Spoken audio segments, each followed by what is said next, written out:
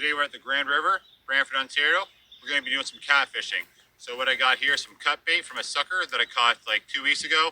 Cut it up, bite-sized pieces, descaled it, put it in the freezer, and this here is my rig, okay? All it is a bell sinker. I got a little weight there. I got a swivel here, a little bit of a lead line here, probably about, I'd call that about 13 inches. And then I got myself a decent size hook, okay? So all you're gonna do is go grab yourself a piece of meat. See, it's descaled, but keep your skin on, because you want your skin on so that way it grabs your hook. You're not losing your cut bait all the time. Now this here is how I like to do it. I go through the skin side first, swing it around, go back to the meat side, and then it's just gonna be just like that, okay? And then, so now what happens is this will sit on the bottom, and then this will stay close to the bottom. You want this close to the bottom because that there is where the catfish are going to be feeding, at the bottom. They're not going to be up high. They're going to be right down at the bottom. And then what happens is this will sit there, and then as the catfish grabs this, the weight can stay there, and it can keep on going through. See? There you go. And that way it doesn't feel the bait as much, doesn't feel the tug. It gives you time, to set that hook. All right, so let's cast it out. Let's catch a catfish.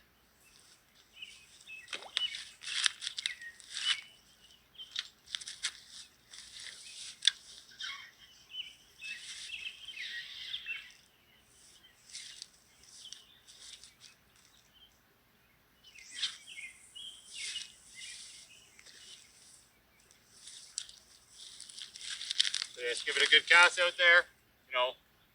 Put it on your rod holder. Make sure she's decent. I don't really like how that's sitting.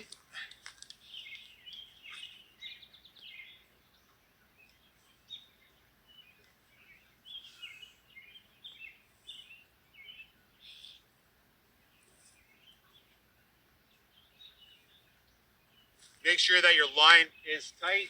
You want tension on that line on your rod. It's going to take a little bit for that weight to settle, your bait to settle. So you will see a little bit of this at the start. What you're waiting for is not just a little tap like that. The catfish is going to grab that, and they're just going to run with it. So what you're going to want to do is, I use a bait runner, so I have a click on the back. So now I can click the back, and then make sure you tighten up the drag on that. So it's just enough where the current doesn't take it, but if a fish does take it, it can pull.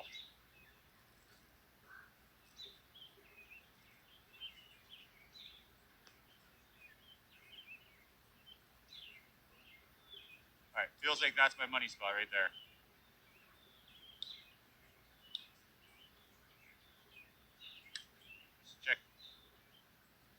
Check both of your. So I have 2 drags, so make sure you're checking both of them, right? Because I don't want to.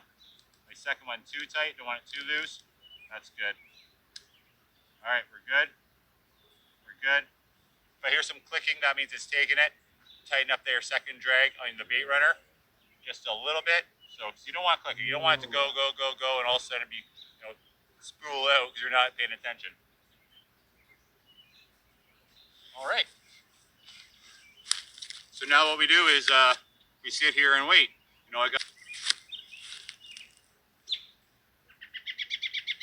So when you see that and nothing, just give it a second.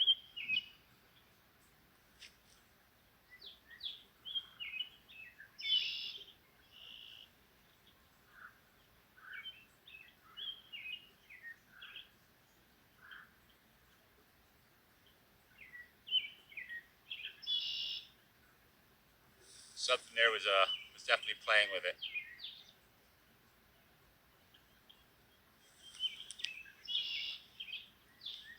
All right, so now take off your thing and pull.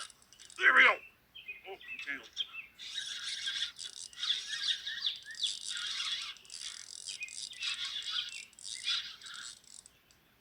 We got a good sized cut here. Decent anyway.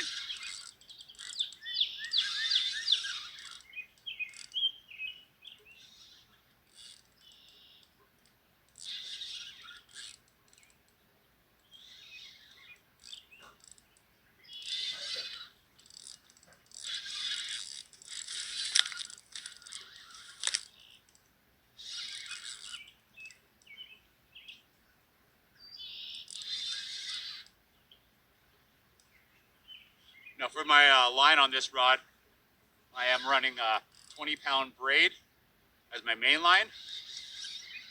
And then my lead line, I'm running a 20-pound mono.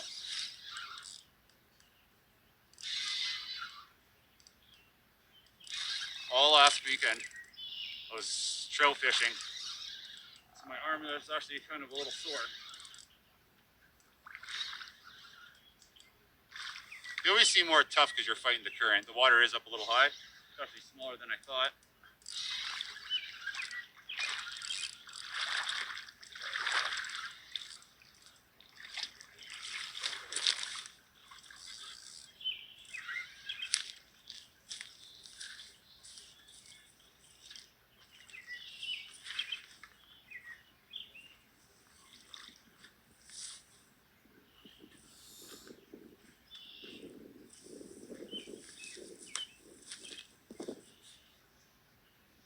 All right. So there's a cut I just caught. For pound wise, let's call this one, it's kind of fat. Let's go, I don't know, 8 pounds maybe?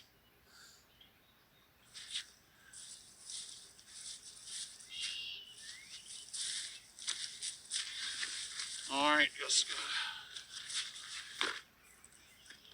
gotta grab my trusty pliers.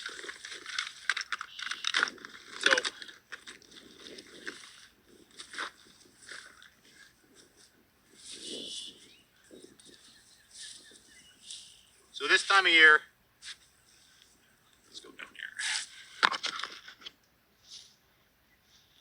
So this time of year is the best time to catfish. It's when the water starts warming up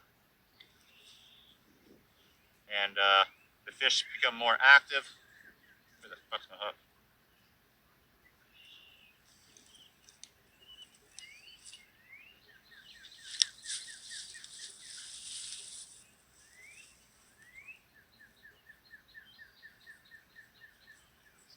Got her in good. I should have brought my better pliers. These are my pliers for trout. There we go.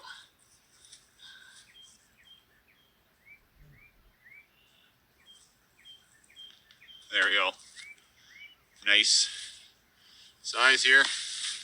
Maybe move my camera over so we can get decent back in the water.